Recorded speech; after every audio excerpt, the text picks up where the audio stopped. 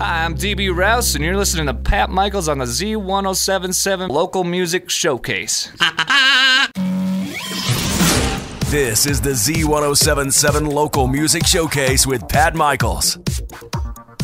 It is a Local Music Showcase. What we do is bring you local artists from right here in the Morongo Basin. We do it for no other reason than to share the local talent that kind of is all around us. And all around us can be a lot of folks from different areas and different places. And one gentleman who makes his way here across the country because he has no home. His home is where his van is DB Rouse. He's a sophisticated singing hobo extraordinaire and a busker, which maybe a lot of folks aren't familiar with that term. I'll go ahead and let DB Rouse explain it to you. What's a busker? A busker is an artist who performs in a public place, whether it be a street corner, inside a restaurant, right here in this radio station, for tips from people who are there just to sort of get by, perhaps fill the gas tank, and to make friends. Often that results. So, yeah. To make friends. You want to make friends because you've been to a few towns. By the way, there is a book available that you've written.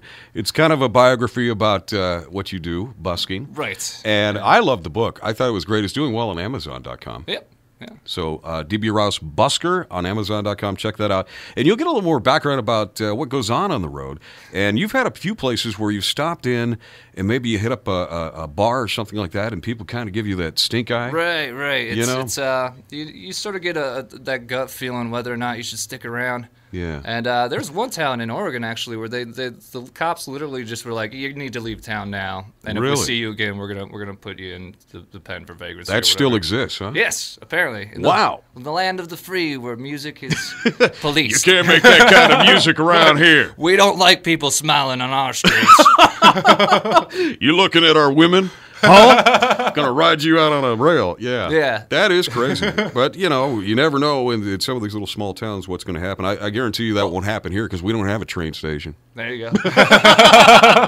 But DB Rouse, we were talking about some of the new music. You've got a new combo CD that you gave me. Right. Is this going to be available like on iTunes or? This one, all those songs are available on iTunes, but this particular compilation is only available in person, and I give it to people who have to put themselves through listening to me. Oh, I got you. You got one.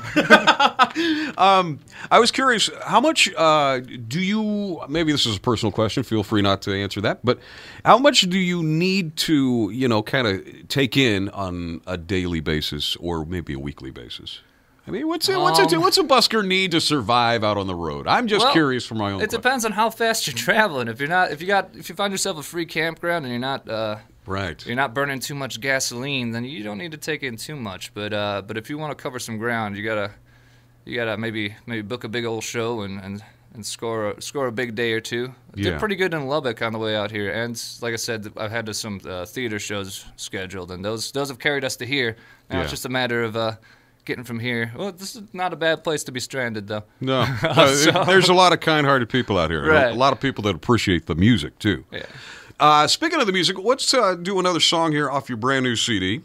I think you were mentioning 3-week promotion. Right. That's a live cut that we did in room number 8 at the Joshua Tree Inn. That's the Graham Parsons suite. Gotcha. We were trying to summon his ghost and make our music better. I think you're doing fine in that department. Right. Yeah. But what did you spend the night in that room? Oh, yeah, we sure did. We booked it last year. Any mysterious? Not really, but everything was sort of blurry because the Jameson. That happened to me in that room, too. Yeah. Same thing.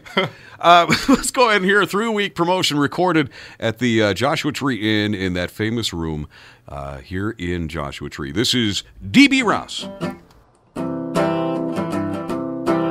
I can never hold a job because I work less than I daydream. Well, I start them all right, but I never last more than a week.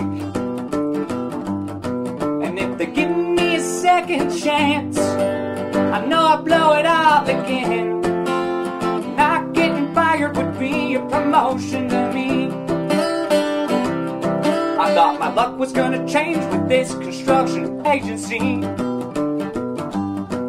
I filled out an application and they began interrogating.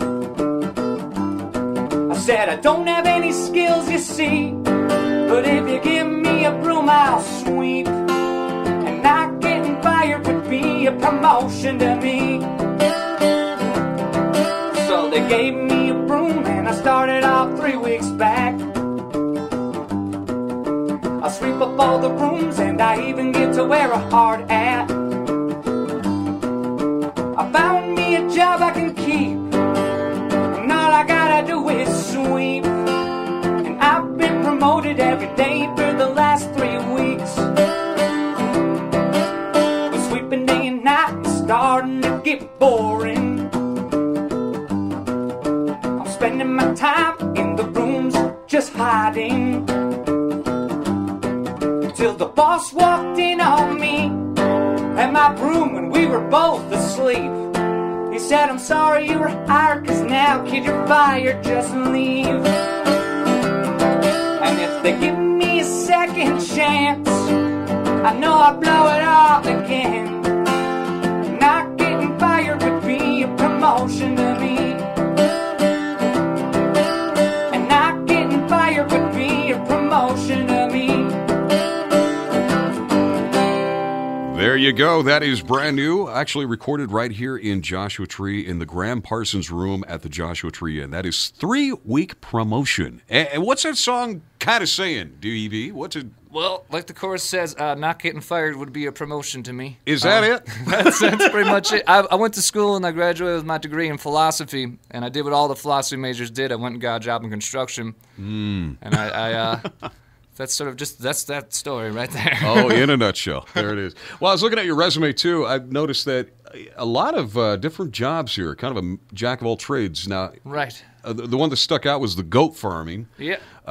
In Burnsville, North Carolina. You milked goats and made cheese. That's right. I learned how to make cheese. You need rennet, and milking the goats was and strong hands. Yes, yeah. Strong hands. It was... Then you want to warm them up first. Yeah. Otherwise, you get goat kicked. Right. Yes. Overall, the goats were very patient and tolerant of me, and it could have been a lot worse. Yeah. But you've also done a number of other things. Also, in your book, you mentioned that you were on Carnival Cruise Lines in Miami, and you kind of sang and played guitar for tourists for 5 hours a night, 6 nights a week. Yes, that was pretty intense. The first 3 months, it was a lot of fun, and the last 3 months, it was just like, it was a trick to survive. Yeah. But overall, it was a good experience. And you didn't get sick on the cruise? I did not get, I got a little sick. There's no actually. hantavirus or norovirus? No norovirus. Okay. I mean, that would be a great song idea. Right. I got sick on the... I got sick on the cruise ship of hell. Oh, my God. The poop boat. Let's not go there. Okay. Nope. DB, you want to do another live song for us in the studio, man? Sure, I'd love to. Let's just segue right into whatever you got. All right. Do you want to hear Pirouettes or Valentine's Day at the pawn shop? You know what? Valentine's Day. Yeah, it's coming up. Yeah, don't forget, man. Yeah, okay. All right. So I used to work at a pawn shop, and I did not work there long, as is my tradition with jobs. But I had the privilege of working there on Valentine's Day, and that's what this song is about. It's called Valentine's Day at the Pawn Shop.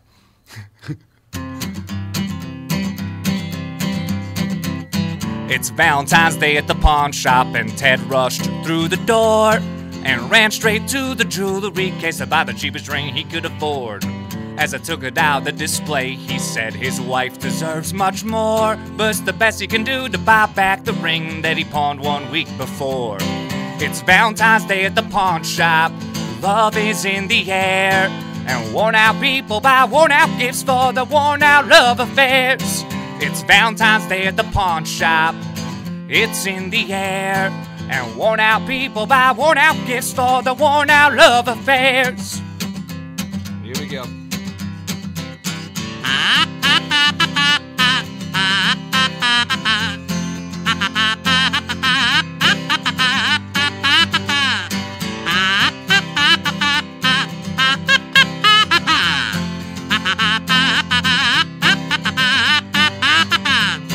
It's Valentine's Day at the pawn shop, love is in the air, and worn out people buy worn out gifts for the worn out love affairs. It's Valentine's Day at the pawn shop, it's in the air, and worn out people buy worn out gifts for the worn out love affairs. It's Valentine's Day at the pawn shop, and Frank just stumbled in and walked head down to the gun case, smelling like Grandpa's gin. I sent him home with the video game I picked out of the discount bin. I told him sober up and maybe try again. Today no gun sales to him. It's Valentine's Day at the pawn shop. Love is in the air, and worn out people buy worn out gifts for the worn out love affairs. It's Valentine's Day at the pawn shop. It's in the air, and worn out people buy worn out gifts for the worn out love affairs. That's beautiful. Thank you. Happy Valentine's Day. That is absolutely beautiful. I mean, that's romance right there. Yeah, that that's not romance. I don't know what is. With a kazoo, baby. I love it. I was going to go, I remember reading your book, too, and I was looking at the Amazon, some of the comments on there. All good reviews of the book. Yeah. Busker. But they brought up the story about the salmon processing company in Alaska. Yes. I remember just seeing that line there. I remember that whole story about you guys doing that up there, and the smell and the fish. We actually had to get rid of all of the clothes we brought up there. Yeah, we were just like walking land salmon, and we were afraid of the bears. Oh, I bet you're bait. You're right, walking exactly. bait. You're chum, if you will. They're like, I like some ocean salmon, but I gotta get me one of these walking land salmon. Yeah. It's terrifying. Unbelievable. But yeah, you've got some real cool experiences from the book, and those songs kind of go along with it. You know, it's kind of like there's the songs and the music, and then boom, you've got all these little stories. It's the soundtrack. And I remember there was a part in the book too I wanted to mention too. There was a lady in the book. Uh-huh. and it was funny because I was going through a little bit of heartbreak myself. And I remember reading that.